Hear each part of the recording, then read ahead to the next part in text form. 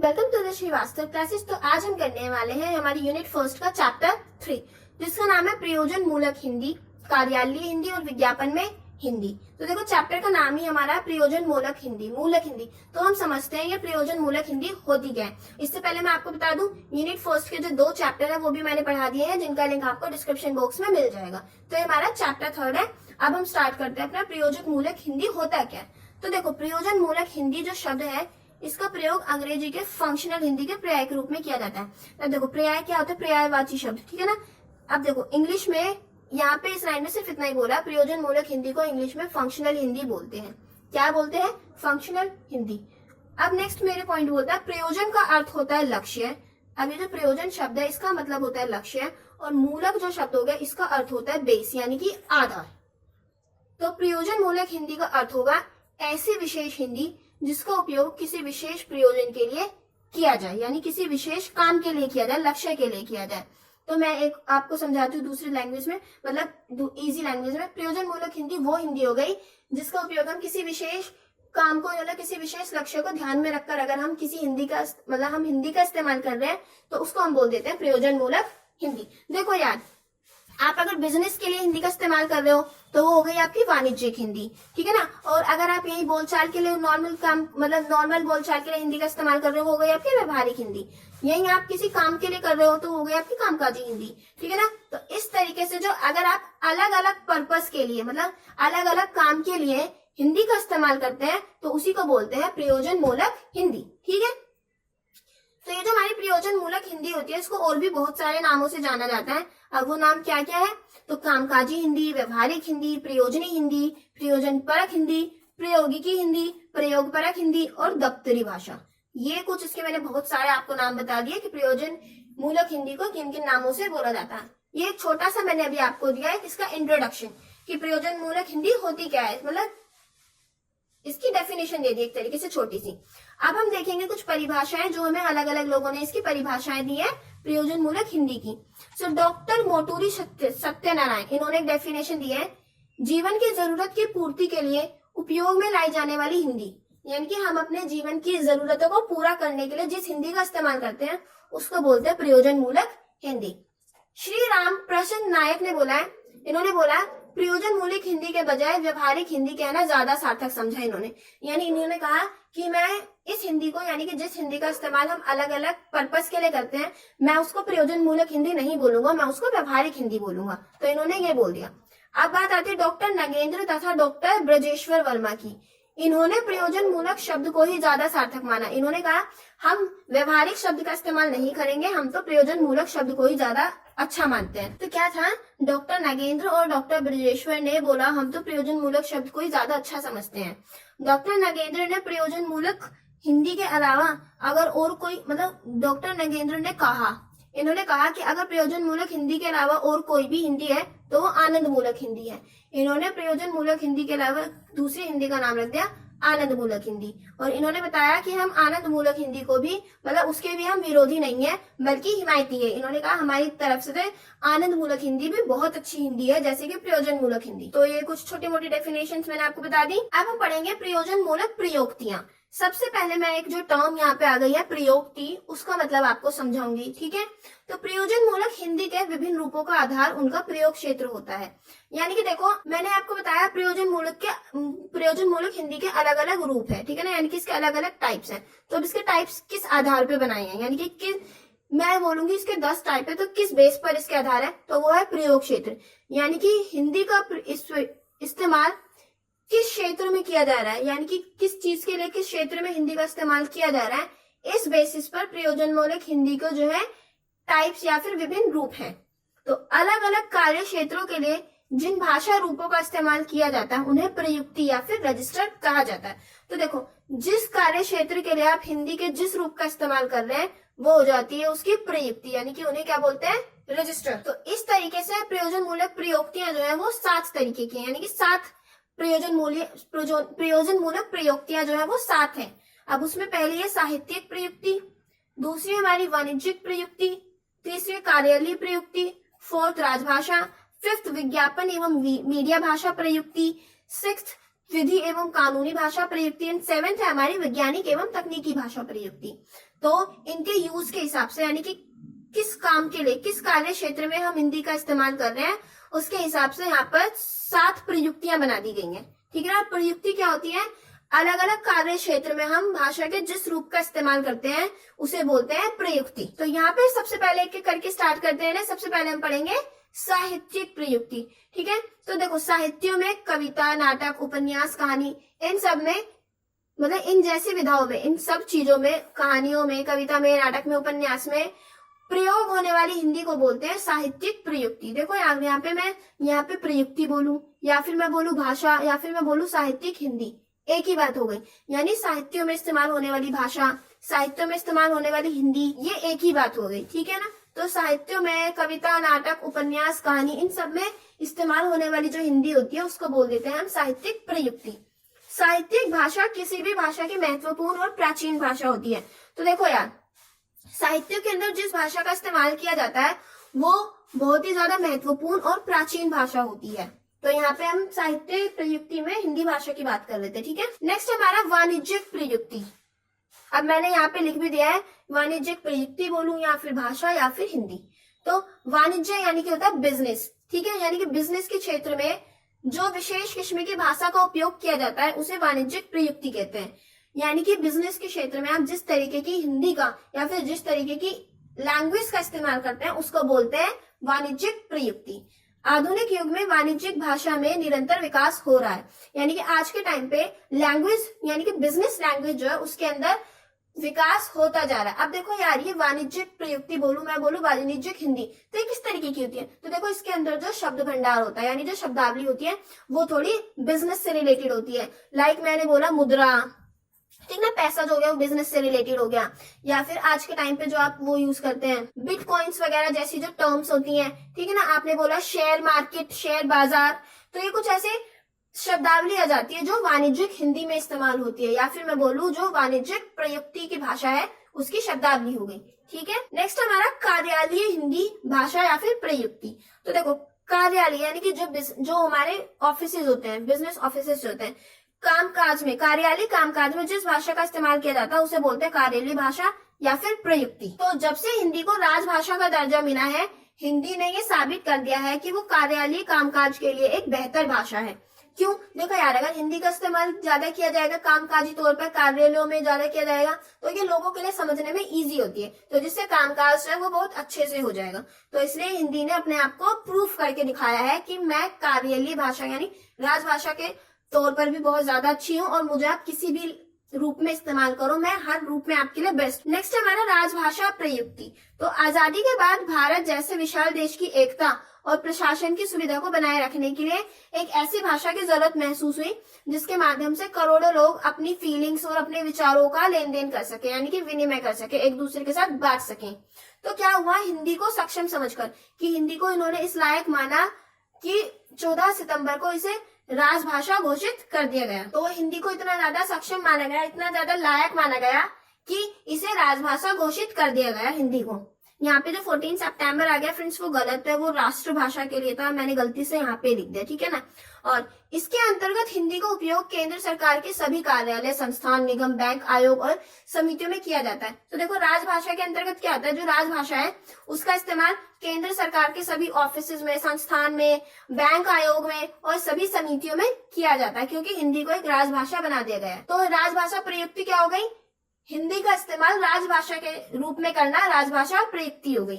Next हमारा विज्ञापन और मीडिया भाषा प्रयुक्ति। देखो, इसके अंतर्गत जनसंचार माध्यम, जनसंचार माध्यम क्या होते हैं, वो माध्यम जिनके तरीके से आप पूरी दुनिया को न्यूज देते हैं या फिर मतलब पूरी दुनिया के साथ बातचीत कर सकते हैं। तो ऐसे माध्यम को क्या बोलते हैं हमने, जनसंचार माध्यम। तो इसमें एग्जाम्पल्स है दूरदर्शन यानी कि टीवी, रेडियो, समाचार पत्र, तो ये सब इसके एग्जाम्पल्स हो गए। तो इन सब में जिस भाषा का इस्तेमाल किया जाता है वो होती है हमारी विज्ञापन और मीडिया भाषा प्रयुक्ति। तो देखो यार, विज्ञापन और मीडिया भाषा में किस किस तरीके की लैंग्वेजेस का यूज किया जाता है आपने देखा होगा। विज्ञापन में एग्जाम्पल के तौर पे मैं आपको बता रही हूँ, विज्ञापनों में जैसे कि आपने सुन लिया होगा, आप कभी एडवर्टीजमेंट देखते हैं ना टीवी में कि एक बार खाओ और स्वाद जिंदगी भर याद रखो, मतलब ऐसी लैंग्वेज का इस्तेमाल किया जाता है जो लोगों को आसानी से समझ आ सके। तो ये हो गई हमारी विज्ञापन और मीडिया भाषा प्रयुक्ति। तो हिंदी भाषा ने अपनी मनमोहक शैली, मधुर शब्दों से उपभोक्ताओं को यानी कि कंज्यूमर्स को जो है लोगों का मन जीत लिया है, जिसकी वजह से विज्ञापन और मीडिया भाषा में हिंदी का इस्तेमाल बढ़ गया है। आपने देखा होगा जब आप कभी न्यूज देखते हो, मीडिया वगैरह मतलब जितने भी सारे जिनसे आपको न्यूज वगैरह मिलती है, जब आप देखते हो तो कैसे कैसे शब्दों का इस्तेमाल होता है न्यूज से रिलेटेड, कि आज एक ताजा खबर, बहुत बड़ी खबर, मतलब ऐसे ऐसे शब्दों का इस्तेमाल होता है। विज्ञापन में मैंने अभी आपको बताया, इंग्लिश में होता है ना वो बूम एंड बून, सुना होगा आपने, श्राप या तो श्राप या फिर एक आशीर्वाद, जिसको बोलते हैं आशीर्वाद और श्राप, इंग्लिश में उसको बोलते हैं बूम एंड बून। ठीक है, तो मतलब ये मैंने कुछ एग्जाम्पल बताया। विज्ञापन में ऐसी भाषाओं का इस्तेमाल किया जाता है, तो आज के टाइम पे हिंदी का इस्तेमाल किया जा रहा है। नेक्स्ट है विधि एवं कानूनी भाषा प्रयुक्ति। तो देखो, नियम और कानूनों के अंतर्गत जिस भाषा का उपयोग है उसे बोलते हैं विधि एवं कानूनी भाषा प्रयुक्ति। विधि एवं कानून में ज्यादातर जो होता है लैटिन और अंग्रेजी भाषा का उपयोग किया जाता था पहले टाइम पे, लेकिन मतलब आज भी काफी हद तक किया जाता है, लेकिन हिंदी धीरे धीरे जो है उनकी जगह ले रही है और अब विधि और कानून निर्माण में भी हिंदी का उपयोग किया जाने लगा है, इसीलिए इसको विधि और कानूनी भाषा भी बोला जाता है।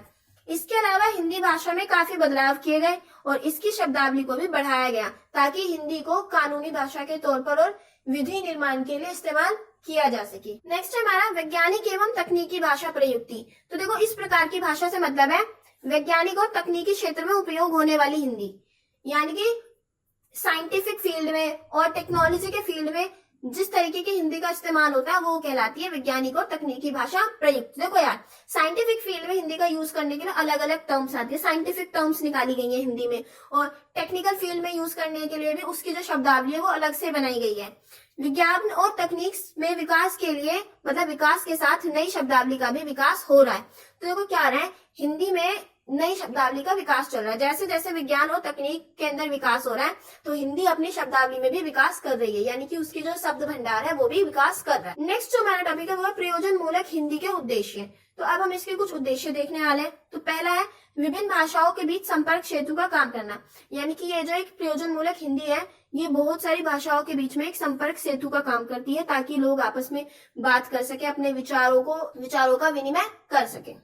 दूसरा होता है सुयोग्य एवं अच्छे दुभाषियों को तैयार करना।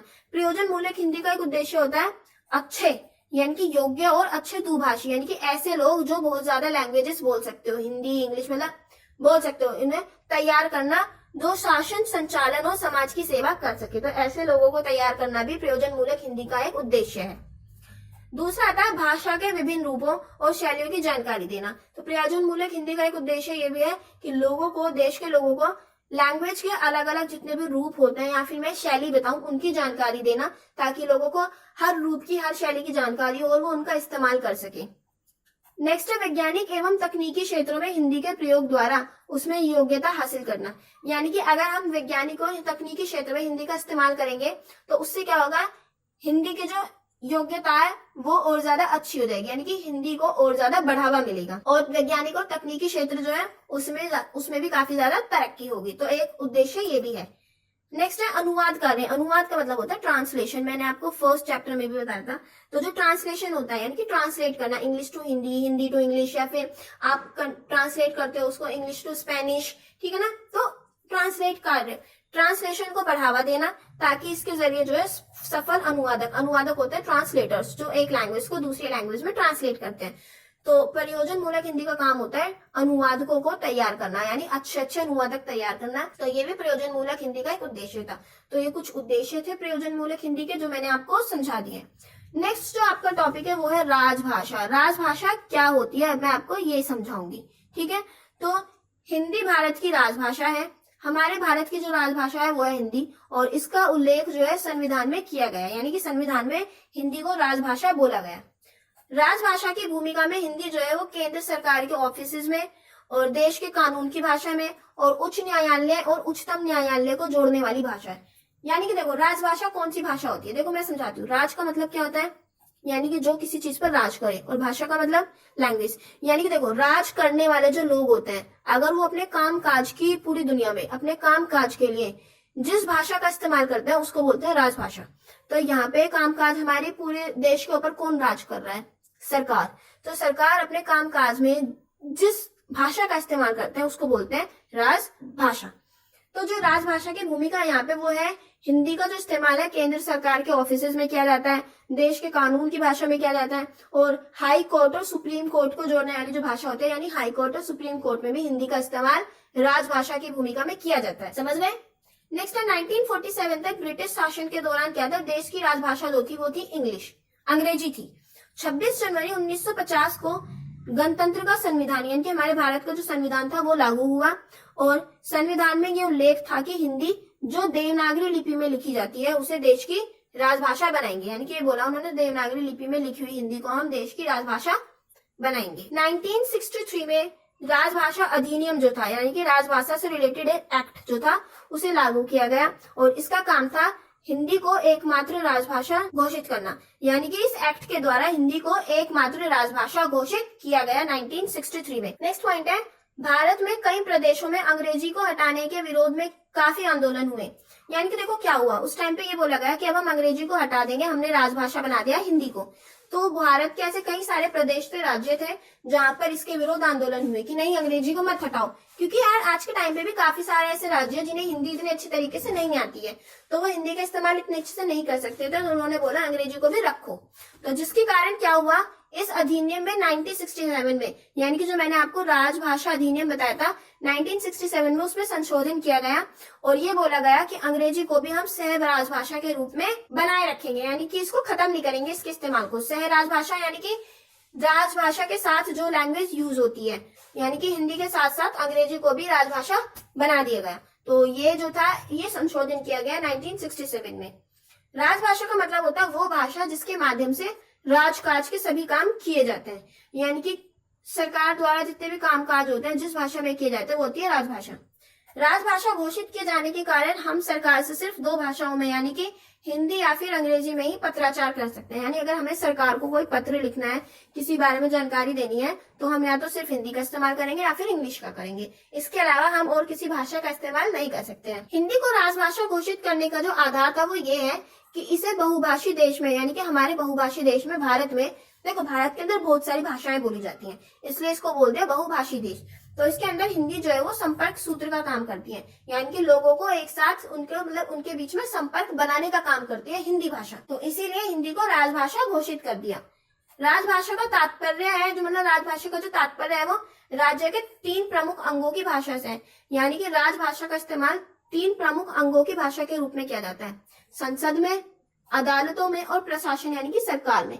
तो इन 3 जगह पर हिंदी का इस्तेमाल किया जाता है राजभाषा के तौर पर। अब नेक्स्ट जो मेरा टॉपिक है वो है विज्ञापन में हिंदी। तो अब हम विज्ञापन में हिंदी के बारे में पढ़ते हैं। तो विज्ञापन 2 शब्दों के जोड़ से बना है। विज्ञापन जो शब्द है 2 शब्दों के जोड़ से बना है, वी और ज्ञापन। वी का मतलब होता है विशेष और ज्ञापन का मतलब होता है ज्ञात कराना, यानी किसी विशेष उत्पाद की ओर ध्यान आकर्षित करना।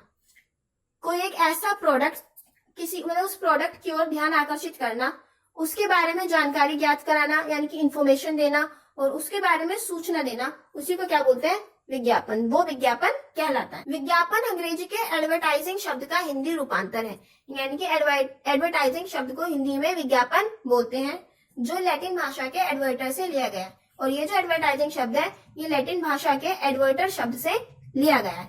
अब हम देखते हैं विज्ञापन की कुछ परिभाषाएं। तो शेल्डन ने एक विज्ञापन की परिभाषा दी थी। इनके द्वारा विज्ञापन वो व्यावसायिक शक्ति है, यानी कि विज्ञापन एक ऐसी बिजनेस पावर है जिससे विक्रय का मतलब होता है बेचना, ठीक है ना। तो जिससे विक्रय करने में और वृद्धि करने में सहायता मिलेगी। तो जिससे प्रोडक्ट्स को विक्रय करने में और उनमें वृद्धि करने में मदद मिलती है, तो उसको बोलते हैं विज्ञापन। C.S. वोल्डिंग ने भी एक डेफिनेशन दी। इन्होंने बोला विज्ञापन वस्तु या सेवा की मांग उत्पन्न करने की कला को कहते हैं, यानी कि किसी भी चीज की, वस्तु की या फिर कोई सर्विस है ऐसी, उसकी मांग को बढ़ाना, उसकी मांग को उत्पन्न करने की जो कला होती है उसको बोलते हैं विज्ञापन। ऐसे एक और डेफिनेशन दी गई केनफील्ड और फ्रेजर मूर द्वारा। उन्होंने बोला विज्ञापन लोकहित के प्रोत्साहन के लिए किया जाता है, यानी कि विज्ञापन जो है वो जनता के मोटिवेशन के लिए, उनको मोटिवेट करने के लिए, उनके प्रोत्साहन के लिए किया जाता है। और ये एक लोक सेवा है, यानी कि लोगों की सेवा है, विज्ञापन को एक लोक सेवा बोल दिया, ठीक है। अब हम देखेंगे विज्ञापन के कुछ उद्देश्य। तो विज्ञापन के उद्देश्य पढ़ते हैं एक एक करके। फर्स्ट है हमारा उत्पाद और सेवाओं की सूचना देना। तो विज्ञापन का एक उद्देश्य होता है किसी भी प्रोडक्ट की या फिर सर्विसेज की सूचना। देखो यहाँ पे मैं सर्विसेज से क्या मतलब ले रही हूँ, जैसे आपने टीवी पर देखी होगी LIC की एड, तो वो क्या है, वो एक सर्विस है, लोगों को वो सर्विस प्रोवाइड कर रहे हैं, तो वो अपनी उस सेवा की जो है विज्ञापन कराते हैं ताकि लोगों को उनके बारे में सूचना मिल सके और लोग उनकी उस सर्विस में इन्वेस्ट करें। ठीक है ना। उत्पाद का मतलब यहाँ पे कोई प्रोडक्ट। अब आप देखते तो कितने सारे प्रोडक्ट्स के एडवर्टाइजमेंट रोज हमारे टीवी पे आते हैं, तो ये विज्ञापन का एक उद्देश्य हो गया, यानी अपने प्रोडक्ट के बारे में या फिर सेवा के बारे में लोगों को सूचना देना ताकि लोग उनकी चीजों में इन्वेस्ट करें। दूसरा होता है विज्ञापन का उद्देश्य ध्यान आकर्षित करना। तो लोगों का ध्यान अपने प्रोडक्ट की ओर आकर्षित करना भी विज्ञापन का उद्देश्य होता है। तो विज्ञापन करा ही इसलिए जाता है ताकि लोगों का ध्यान आकर्षित किया जा सके और हम अपनी चीजों को ज्यादा बेच सके, पैसा कमा सके। तीसरा होता है विश्वसनीयता बनाना। यानी कि देखो विज्ञापन का एक उद्देश्य ये भी होता है जिस प्रोडक्ट के लिए विज्ञापन को किया जा रहा है लोगों के मन में उसके लिए विश्वास बनाना कि हाँ वो प्रोडक्ट आपके लिए कितना फायदेमंद है, कितना अच्छा प्रोडक्ट है। जब लोगों के मन में उस प्रोडक्ट को लेकर विश्वास बन जाएगा तो लोग अपने आप ही उस प्रोडक्ट में इन्वेस्ट करेंगे। तो एक विज्ञापन का उद्देश्य विश्वसनीयता बनाना भी होता है। तीसरा होता है रुचि उत्पन्न एवं प्रभावित करना। यानी कि विज्ञापन का काम होता है किसी सर्विस या फिर प्रोडक्ट के बारे में लोगों के मन में रुचि उत्पन्न करना कि ये ऐसा कैसा है, मतलब मैं इसको इस्तेमाल करके देखूंगा या देखूंगी, कि मतलब उसका इंटरेस्ट डेवलप हो जाता है उस प्रोडक्ट के अंदर और फिर वो उनको प्रभावित करते हैं। ठीक है ना। और जो इसका फिफ्थ उद्देश्य है वो है स्मृति बढ़ाना और प्रभावित करना। यानी कि विज्ञापन के जरिए क्या करते हैं, ये आपने देखा होगा, देखो किसी भी चीज की जो एडवर्टाइजमेंट होती है वो एक बार तो आती नहीं है, थोड़ी थोड़ी देर में दोबारा आती रहती है। तो इससे क्या होता है लोगों के दिमाग में उनकी एक मेमोरी बन जाती है, स्मृति बढ़ जाती है। अब अगर बार बार वो एडवर्टाइजमेंट आ रही है तो लोगों के दिमाग में वो फिक्स हो जाएगा, तो लोगों को कभी भी फिर वो एड याद आ जाती है। आपको एग्जाम्पल के तौर पे बताऊं, ऐसा होता है कभी आपके साथ कि आपने मतलब थोड़ी देर पहले कोई एड देखी, थोड़ी देर बाद आपको उसका डायलॉग या फिर कोई अगर उसके अंदर कोई सॉन्ग वगैरह यूज हुआ है तो आपको आप उसे गुनगुनाने लग जाते हो, आपको वो याद आ जाता है। ऐसा क्यों?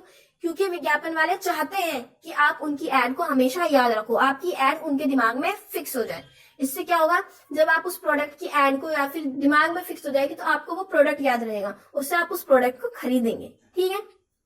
नेक्स्ट है सामाजिक चेतना या फिर जागृत करना। देखो विज्ञापन के जरिए जरूरी नहीं है हमेशा किसी प्रोडक्ट का विज्ञापन किया जाता है, किसी और चीज के लिए, जैसे आप देख लो स्वच्छता अभियान जैसे अभियान का भी विज्ञापन किया जा रहा है। क्यों किया जा रहा है? ताकि लोग स्वच्छता के प्रति लोगों में सामाजिक चेतना आए, लोग जागृत हो जाए कि सफाई नाम की जो चीज होती है वो कितनी जरूरी है।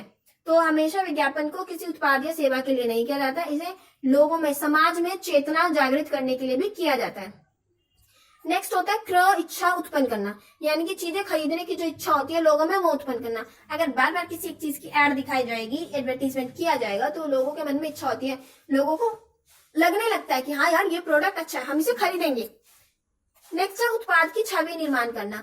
यानी कि एक एडवर्टीजमेंट का ये भी काम होता है लोगों के दिमाग में किसी भी प्रोडक्ट की एक ऐसी छवि निर्माण कर देते हैं, ऐसी छवि बना देते हैं, अगर कोई उसके बारे में गलत भी बोलता है ना उस प्रोडक्ट के बारे में, लोगों को लगता है नहीं मैंने तो एडवर्टीजमेंट देखी थी उसमें तो ऐसा कुछ नहीं दिखाया, तो लोगों के मन में उसके प्रति एक पॉजिटिव एटीट्यूड डेवलप कर देते हैं, पॉजिटिव छवि बनाते हैं।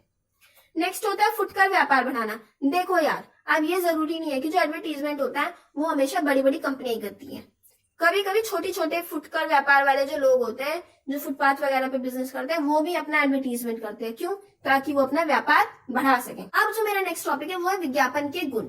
देखो मैंने आपको विज्ञापन के उद्देश्य समझा दिए, अब मैं आपको बता रही हूँ विज्ञापन के गुण, यानी विज्ञापन के अंदर क्या क्या गुण होने चाहिए। तो इनको दो वर्गों में बांटा गया, दो कैटेगरीज में डिवाइड कर दिया। पहला संदेश से संबंधित गुण, यानी उस संदेश से संबंधित क्या गुण होने चाहिए विज्ञापन में, और दूसरा उपभोक्ता की पहुंच से संबंधित गुण। तो इस दो कैटेगरीज के अंदर मैंने इसे डिवाइड कर दिया। अब एक करके देखते हैं संदेश से संबंधित गुण, यानी कि एक प्रभावी विज्ञापन में कैसे गुण होने चाहिए। तो अब हम उन्हें देखते हैं। तो वो आकर्षक होना चाहिए, यानी कि वो अट्रैक्टिव होना चाहिए, ताकि देखो अगर लोग वो अट्रैक्टिव होगा तो लोग उसकी तरफ आकर्षित हो जाएंगे और लोग उस चीज को खरीदना चाहेंगे। ठीक है। दूसरा होता है सरल भाषा का प्रयोग, यानी कि उस एडवर्टीजमेंट के अंदर, उस विज्ञापन के अंदर बहुत इजी लैंग्वेज का इस्तेमाल होना चाहिए ताकि हर कोई उसे समझ सके। ऐसे वर्ड्स का इस्तेमाल नहीं होना चाहिए जो सिर्फ पढ़े लिखे लोगों को समझ आए। देखो मैं बताती हूँ, एक एडवर्टीजमेंट हर किसी के आगे से निकलता है, एक अनपढ़ के आगे से भी निकलता है और एक बहुत पढ़े लिखे आदमी के आगे से भी निकलता है। अगर आप एडवर्टीजमेंट को सोच के बना रहे हो कि कोई पढ़ा लिखा आदमी हमारी न्यू एड देखेगा, अगर वही कोई अनपढ़ आपकी एड देख लेता है तो उसे समझ नहीं आएगी, क्या फायदा। तो आपकी प्रोडक्ट की जो पहुंच है वो सिर्फ अमीर लोगों तक या फिर पढ़े लिखे लोगों तक रह जाएगी। जो पढ़े लिखे लोग नहीं है उनको तो आपकी एड के बारे में, आपको उनके आपके प्रोडक्ट के बारे में उन्हें तो कुछ पता ही नहीं चलेगा। तो जो उसकी लैंग्वेज है वो बहुत ईजी होनी चाहिए। तीसरा आता है विज्ञापन में प्रेरक तत्व होने चाहिए, यानी कि एक विज्ञापन ऐसा होना चाहिए जो लोगों को ऐसा लगे कि हाँ यार वो उनके बहुत काम की चीज है। उनको कहीं ना कहीं उनके अंदर उस प्रोडक्ट के अंदर कोई प्रेरणा दिखे कि अगर हम इस प्रोडक्ट को लेंगे तो हमारा काम ये हो जाएगा, ये हो जाए। तो किसी विज्ञापन के अंदर प्रेरक तत्व होने चाहिए। नेक्स्ट है सेवा या फिर वस्तु की मुख्य विशेषता पर बल दिया जाना चाहिए, यानी कि किसी भी चीज के उसके अंदर मेन उसकी विशेषता क्या है, ठीक है ना, तो उस चीज पर बल दिया जाना चाहिए उस विज्ञापन के अंदर। और नेक्स्ट है विश्वसनीय होना चाहिए, यानी कि विज्ञापन को इस तरीके से बनाया जाना चाहिए ताकि लोगों को लगे कि हाँ यार ये कोई भरोसेमंद चीज है, यानी कि लोगों के अंदर उस चीज को लेकर भरोसा बने। तो विज्ञापन विश्वसनीय होना चाहिए। तो ये कुछ गुण थे जो संदेश से संबंधित होने चाहिए, यानी कि जो संदेश आप लोगों तक पहुंचाना चाहते हो तो उसके अंदर क्या गुण होने चाहिए, यानी आपके प्रभावी विज्ञापन में क्या क्या गुण होने चाहिए वो मैंने आपको बता दिए। अब नेक्स्ट है उपभोक्ता की पहुंच से संबंधित गुण, यानी कि अब अगर आप अपने विज्ञापन को उपभोक्ता तक पहुंचाना चाहते हो तो उसमें फिर ऐसे क्या गुण होने चाहिए। तो विज्ञापन किसी ऐसे माध्यम में दिया जाना चाहिए जो उपभोक्ता की पहुंच में हो, यानी कि मैं एग्जांपल के तौर पे बोलती हूँ, ठीक है ना, यहाँ पे एक रेडियो सुनने वाला आपका उपभोक्ता होगा और एक टीवी देखने वाला। आपका जो विज्ञापन है अगर आप उसे सिर्फ टीवी के द्वारा जारी करते हैं तो क्या होगा, सिर्फ वही उपभोक्ता देख पाएंगे, वही लोग देख पाएंगे जिनके घर पे टीवी है। तो जिनके घर पे टीवी नहीं है वो नहीं देख पाएंगे। तो इससे क्या होगा, आप बहुत कम लोगों को प्रभावित कर पाएंगे।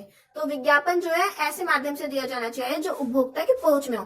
तो आपने देखा होगा आप उस चीज की ऐड अगर आप किसी चीज की टीवी पे देखते हैं तो आप उसको रेडियो पर भी सुन सकते हैं, एफएम पर भी सुन सकते हैं।